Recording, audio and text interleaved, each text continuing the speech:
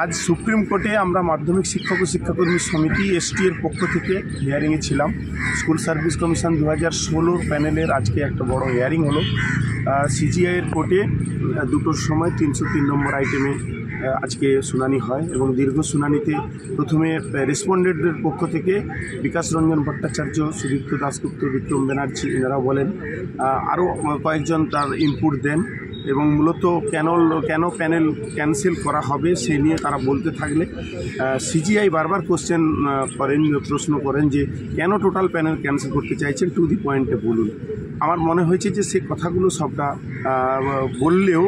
CGI আসলে একটা জায়গা তৈরি করতে চাইছেন। বিগত দিনগুলোতেও যেমন যারা পিটিশনার ছিলেন তাদের যেমন প্রশ্নগুলো বারবার বিভিন্ন প্রশ্ন করে তিনি বিষয়টা জানতে বুঝতে চাইছিলেন, আজকে এখানেও সিজিআই মনে হয়েছে যে রেসপন্ডেন্টদের পক্ষ থেকে যারা বলেছেন তাদের কাছ থেকেও প্রশ্নগুলো জানতে চাইছেন। কিন্তু যেভাবে বলা হচ্ছে যে টোটাল প্যানেল ক্যান্সেল বা এই নতুন করে পরীক্ষা নেওয়া হোক, এই বিষয় থেকে কেন্দ্র করে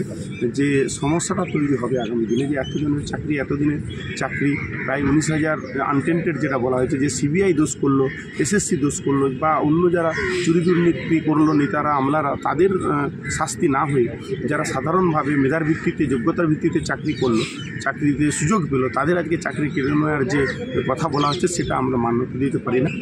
মাধ্যমিক শিক্ষক ও শিক্ষাকর্মী সমিতি এসটির তরফ থেকে আমরা দীর্ঘদিন ধরেই দাবি করে আসছি, যোগ্য মেধার ভিত্তিতে নিযুক্ত যারা আছে তাদেরকে নিশ্চয়ই তাদের প্যানেল রাখতেই হবে এবং আগামী 10 তারিখ দুটোর সময় যে আবার হিয়ারিংয়ের ডেট দিল আজকে, আমরা আশান্বিত সেদিন তিনি বলেছেন কনক্লুড করবেন, সিজিআই বলেছেন, আশা করব সেদিন একটা জায়গা তৈরি হবে যে যার ফলে যোগ্য মেধার ভিত্তিতে যারা যুক্ত রয়েছেন তারা তাদের স্বস্থানে থাকবে, বহাল থাকবে এবং যারা ফ্রড করেছে তাদের নিয়ে নিশ্চয়ই সেগ্রিগেশনের জায়গায় যাবে। আমি সৌম্য মান্না, মাধ্যমিক শিক্ষক ও শিক্ষাকর্মী সমিতির পক্ষ থেকে।